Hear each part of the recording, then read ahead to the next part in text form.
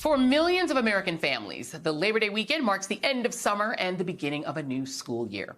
2 years into the pandemic, which wreaked havoc on traditional schooling, schools are the new battleground for political culture wars. And teachers are bearing the brunt of it.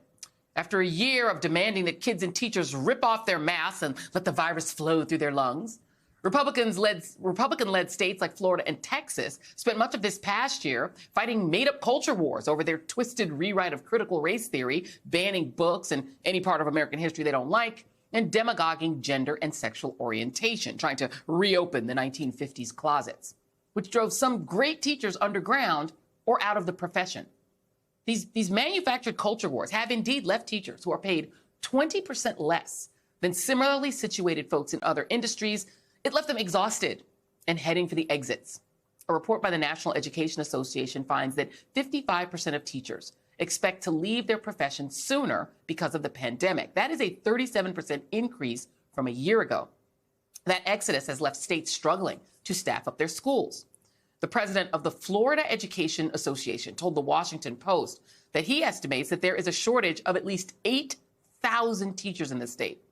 In Nevada, roughly 3,000 teaching jobs remained unfilled across the state's 17 school districts as of early August. And in Arizona, there are more than 2,000 general teacher vacancies, along with more than 800 special education teacher openings. Many of these states have come up with a patchwork of solutions to address the gap. In Nevada, they want to raise salaries. In Florida, they passed a law for military veterans to teach in Florida classrooms, even if they have not completed a bachelor's degree. And Arizona educators no longer need a college degree to teach in public schools. Joining me now is Becky Pringle, president of the National Education Association, and Ibram X. Kendi, director and founder of the Boston University Center for Anti-Racist Research and the best-selling author.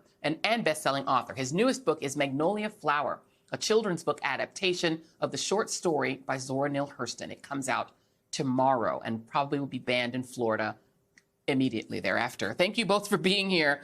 And Becky, I do want to start with you because, we just recently had a teacher strike in Ohio. And, we have video of this is 5 for my producers. I'm probably jumping around, but you literally had teachers who were walking out because they were in unsafe buildings where there was, inappropriate ventilation. They wanted class sizes that they could actually deal with. They wanted to add things like art and music and physical education in the schools. And the strike only ended, the walkout ended after teachers received a 4% annual base pay increase and a promise that the schools will be climate controlled by 2025. In the meantime, they have to still be in those schools, and 4% ain't much. Talk to us a little bit about the stresses that teachers are under between the pandemic, all these fake culture wars, and just their physical environment and pay.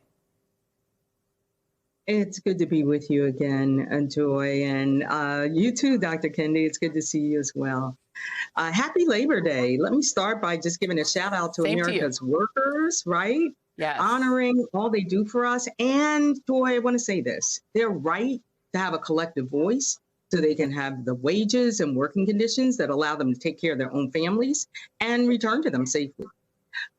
Certainly, Joy, I taught science for over 30 years, and this time of year was always so joyful, and we were all excited. And that's true of America's educators all over this country, some who have been in schools for quite a few weeks now.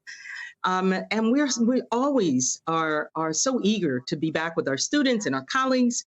But there's no question that as we go back this year and we continue to deal with the shortages, not just with our teachers, Joy, I want to say that we know with our paraprofessionals and our special education classes, our bus drivers, everyone saw that, counselors and nurses, our faculty members, all of them. We know that this is not new. Joy, I've been talking about this for decades. This is a chronic problem. COVID just exacerbated it, just like everything else. And we know exactly what we need to solve this crisis. We need to listen to educators. They are telling us what the solutions are. And Dr. Kendi, thank you for being here. I mean, there is this teacher shortage that is urgent. You know, kids are going back to school and may be facing teachers who've never been in a classroom, who came straight from the military, or who may not even have a bachelor's education. So it's not clear what is their expertise to teach the subjects at hand. That's the crisis being faced in some of these states. Meanwhile, what Republican lawmakers, people like Ron DeSantis and the governor of Virginia, Youngkin, are focused on is banning books, like your book. 1,145 book titles so far have been banned in red states. 1,145. 874 authors have been banned. 198 illustrators have been banned. 9 translators have been banned. Bans have occurred in 86 school districts in 26 states. That impacts 2,899 schools with a combined enrollment of over 2 million students. In Florida, for instance, this Don't Say Gay bill bans instruction of sexual orientation of gender identity in kindergarten through 3rd grade and says instruction in older grades must be age appropriate. It has a Stop Woke Act limiting teaching on race and racism, including prohibiting instruction that would compel students to feel responsibility, guilt, or anguish for what other members of their race did in the past. What that is actually meant in real life is that, this is for, that they're teaching that George Washington and Thomas Jefferson were opposed to slavery and not teaching that they owned slaves. That is what is deemed to be appropriate in Florida schools at this point. Your thoughts?